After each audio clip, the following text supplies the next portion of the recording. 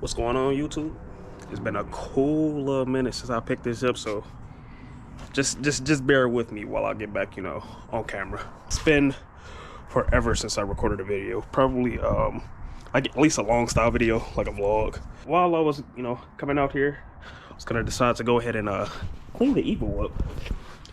And I figured before I clean all the salt and everything off of the car, decided I wanted to pick up the camera and we can do a update on how the EVO has done for the winter. One of the last videos that we did on the EVO was about winterizing the car, so it was mainly just like making sure bits and odds and ends were cool, and then we hit it with the what is it called? Totally forgot what it was called, but we hit it with the fluid film all underneath. So before we go ahead and wash this off right now, let's go ahead and see how the fluid film is held up over the winter. I've already seen some stuff where I'm not gonna say iffy. I should have thought about it. Like, it makes sense for what I see, but I should have thought about it beforehand, and it is what it is right now. So car's in the air, chalked up, so let's go ahead and go underneath and see what it looks like. Starting at the front, if we remember or recall, I hit this whole thing with fluid film. You can see like little surface rust here, some of the leftover film right here, and then if you look all right here, I also hit this with film. You can see, like, if you look real close, you can see like particles and stuff that obviously has been picked up over the winter, but for the most part everything looks decent. If you come over to, let me see, where did I see it? Like over right here, I didn't hit the pump, or I don't think the bracket with any fluid film, and you can see like the salt and corrosion that happened. This corrosion and buildup of salt is just disgusting, bro. It's all over the car still. If we look right here, that's all like salt and stuff. It just looks disgusting. So I want to go ahead and take it to a car wash with the underbody or underside wash, just so I can get all this shit off, bro. I'm like tired of looking at it. But yeah, so it looks for the most part like we're okay. Like we're okay. And then if we come over here, this is the spot that I'm seeing where I'm like, oh shit. So looking here at the lines to the oil cooler, you can see like all this salt buildup and just sitting on there. Look right there. And this is like the beginning stages of salt corrosion. Farther underneath, you can see like on the pulley right here where salt is stuck, like it's probably sat for a while, and on the balancer you can see rust starting to form. So I kind of want to go ahead and get a rag with some WD-40 and just kind of hit this with some WD-40 after we go ahead and get the, yeah, look at that. I literally just wiped the rust and stuff off right there. So a surface level rust, and that's just like how it begins before it starts to rot out your entire car. So yeah. But another note though, the car actually did pretty good over the winter. The all-wheel drive system from Mitsubishi is pretty phenomenal, I guess you can say. Literally with these, I don't even know what snow tires are these. The X-Ices, I think. Yeah, X-Ice. Literally ice, sleet, about 3 inches of snow, 3, 4, maybe even 5 inches of snow. Like, it doesn't feel it. You don't lose control. Even when you're going pretty, like, decently fast. Obviously I'm not going through at 100 miles an hour, but I didn't slow down too much. Didn't have to slow down too much. When, yeah, it was just crazy. I like this car in the winter. I liked my STI in the winter, so I kind of figured I would like this car also. The only things that I can really say about the car are it has this weird, I don't know what it is. It's like a weird like whine or just howl. And it's not, I don't know if it's from the T case or if it's from one of like the throwout bearing or where it's coming from. I just know it's somewhere at the front of the car, so it's a lot of stuff that it can be.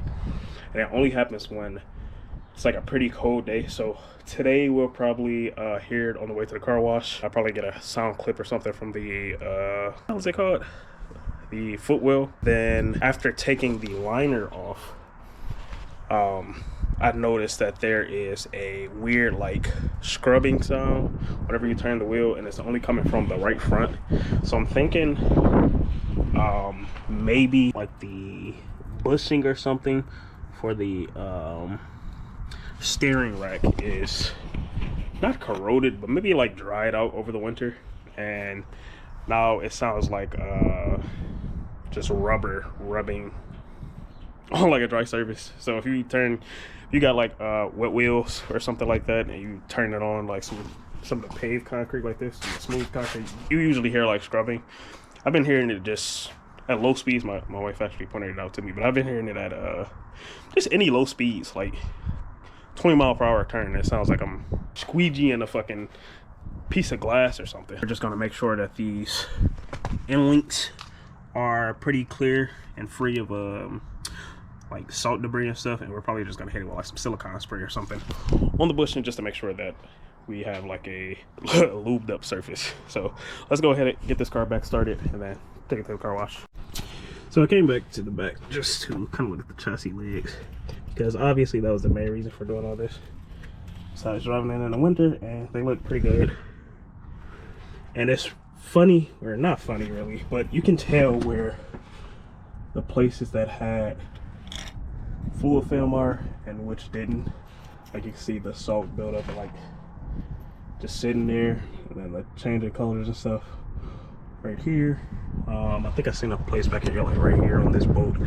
Obviously those places didn't have any fluid film protection, and you got salt just sitting there waiting to, or not even waiting, just corroding it out. So I mean, if this isn't like, between this and what I showed up there on the engine, if that isn't a telltale on how bad or how much fluid film is like protecting your car, I don't know what it is really.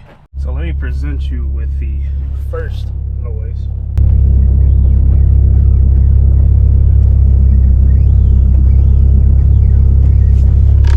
So that's just for me turning the wheel left and right. All right, then let me hit you with the second noise. Now obviously there's some gear whine because it's just the EVO thing, honestly. But at around 20 miles an hour, I get like a little howl. Let's see if it's right there.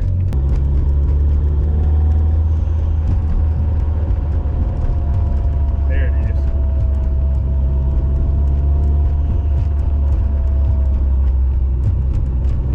It's only when the car is real cold, so 40-degree weather. I think today is about 38 degrees, and it happens at 25 miles an hour, 35 miles an hour, and I want to say like right after 40. I can't remember, but it's so weird. It's around those exact same areas. I don't know if it's like drivetrain related, because I put the car in neutral and it's still there. It might not be like the transmission or the well, it could be the transfer case still, but I don't think it's the transmission, because the transmission, if the clutch is in and all that, then it shouldn't be making noise, but it's still there here right now.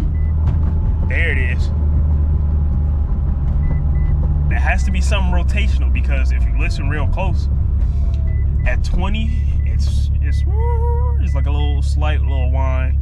At 40, it's a little bit more high pitch, which means it's spinning faster.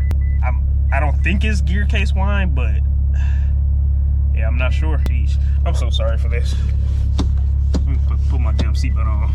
Transfer case whine is usually around 60 miles an hour, so I don't think this is the case. And my fluid is literally that same brown color, so I'm not sure.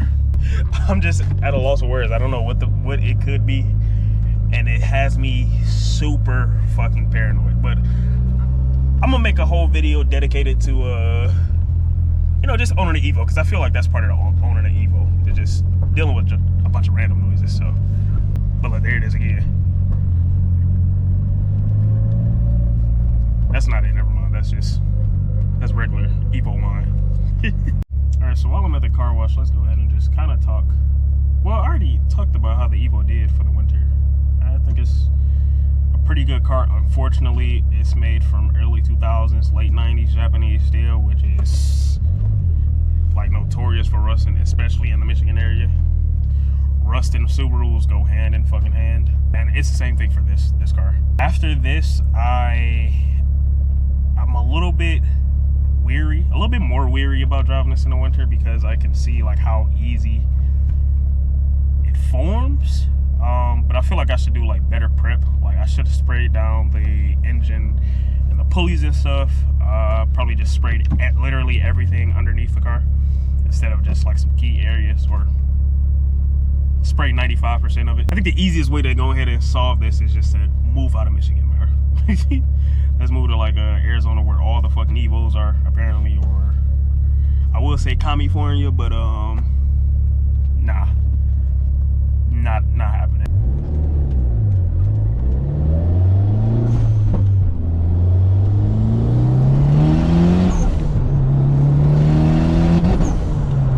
This is gonna, be a quick little update video. Before I even start that, don't anybody say anything about me going to a car wash. The car is already like shitty paint, so I don't really care. Yeah, look at these wheels. Actually cleaned up pretty nice. I would actually rock these wheels if I could find somebody to like touch up the lip.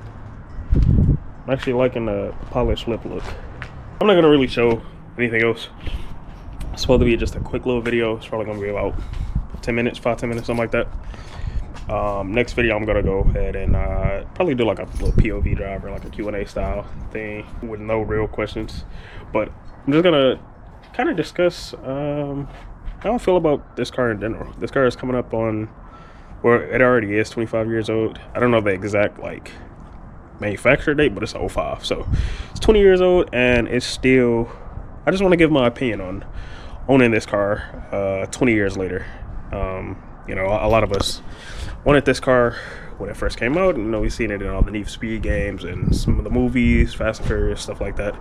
And to own this same thing 20 years later, I think we should go ahead and talk about if it's still worth it 20 years later. Oh, and I completely forgot, the howling, whatever that was, whatever those noises are, those go away in the warmer weather. It's been about 70 degrees a couple of times here, and I haven't had any issues. I haven't heard any of that shit. So I'm really hoping that the transfer case is fine, because I really don't want to replace it. We're gonna go ahead and kind of monitor that for the next couple of months, and if it's not really giving us an issue, then I think we'll be good to go, and then we can finally go out here and make some more power, man. Appreciate y'all tuning in for this quick update. Go ahead and like and subscribe if you want to. If not, that's fine. Then I'll catch y'all on the next video.